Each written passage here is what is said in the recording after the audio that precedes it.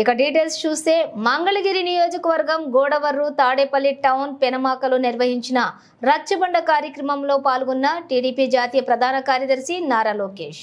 జైల్లో ఉన్నాడు. ఏనాడు ముఖ్యమంత్రి గారు పట్టించుకోలేదు. శ్రీను పాప ఒక దళితుడు, బాగా కష్టపడతాడు, చేయాలని తప్పనుంది, ఏదో ముఖ్యమంత్రి అవుతాడు జగన్మోహన్ రెడ్డి గారని ఏదో గుచ్చాడు తల్లి. కానీ 5 సంవత్సరాలు జైల్లో పెట్టాడు తల్లి. కోడి కత్తి తర్వాత బాబాయ్ శవం బయటకు వచ్చి ఇప్పుడు గులకరాయి తల్లి.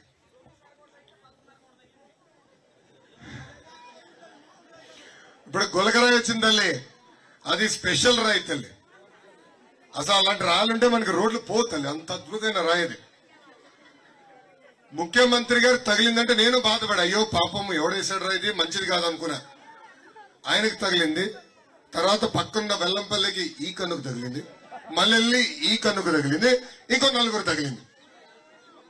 ఇది నేను చెప్తాం కాదమ్మా. మొదటి రోజు వెల్లంపల్లి శ్రీనివాస్ ఈ కన్నుకు కట్టు కడతాడమ్మా, మళ్ళీ 2వ రోజు ఈ కన్ను కడతాడు. అమ్మా ముఖ్యమంత్రి గారికి తగిలినప్పుడు చిన్న బ్యాండేడ్ వేశారు, దాని తర్వాత స్లోగా సైజు పెంచుకుంటా వెళ్ళారు. పోన్లే తగిలిందే అనుకుందాం. నేను ప్రెస్ మీట్ చూసారమ్మా, నీట్ గా బ్యాండేజ్ తీసాడు, చిన్న మరక కూడా లేదు తల్లి. అసలు అంత పెద్ద గాయం తగిలిందన్నారు, రక్తం గారిపోయిందన్నారు, బ్యాండేడ్ పెట్టారు. బ్యాండేడ్ తీసిన తర్వాత చిన్న ఉంటుంది కదా, మరకన ఉంటుంది కదా, గడ్డ కడుతుంది కదా రక్తం, ఆ మరక కూడా లేదు తల్లి. అందుకే చెప్పా రాజమౌళి గారికి ఫోన్ చేద్దాం అనుకున్నా. రాజమౌళి గారికి ఫోన్ చేసి, వేరే యాక్టర్లు అందరూ వేస్ట్, జగన్ పెట్టు, ఆస్కర్ అవార్డు వస్తాం మీకు ఖాయం. ఏమి నటన. కానీ నాకు ఒక భయం ఉంది తల్లి. ఇప్పుడు కోడి కత్తి తర్వాత శవం బయటకు వచ్చింది, ఇప్పుడు గులకరాయి తర్వాత ఏం శవం బయటకు వస్తుందో భయపడుతున్నా తల్లి. తల్లి అందుకే అమెరికాకి వెళ్ళిపోయింది. మొన్న ఒక వీడియో చూసా, జగన్మోహన్ రెడ్డి గారు తల్లికి ఫోన్ చేసి, అమ్మా ఒక్కసారి ఇంటికి రా అని. నేను రాను అనింది.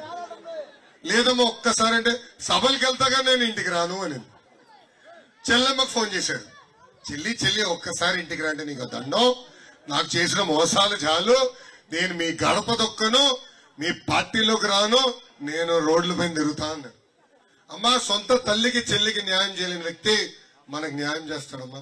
దయచేసి ఆలోచించండి, దయచేసి ఇది గుర్తు పెట్టుకోండి అమ్మా. అమ్మ ఒక యువకుడిని, ఉత్సాహవంతుడిని పని చేసేదానికి వచ్చా తల్లి. నన్ను ఆశీర్వదించండి, దీవించండి. నేను ఇప్పుడు పనిచేసిన దానికన్నా రెట్టింపు పని చేస్తా, మీకు సేవ చేస్తా. మీరు నా చుట్టూ తిరుగుతాం కాదు, నేను మీ చుట్టూ తిరుగుతా. గ్రామాన్ని అభివృద్ధి చేస్తా, నియోజకవర్గాన్ని అభివృద్ధి చేస్తా. తిరిగి ఇలా రచ్చబండ ఎన్నికల సమయంలో పెట్టుకున్నప్పుడు సబాష్ బాగా చేసేవారు అని మీ చేత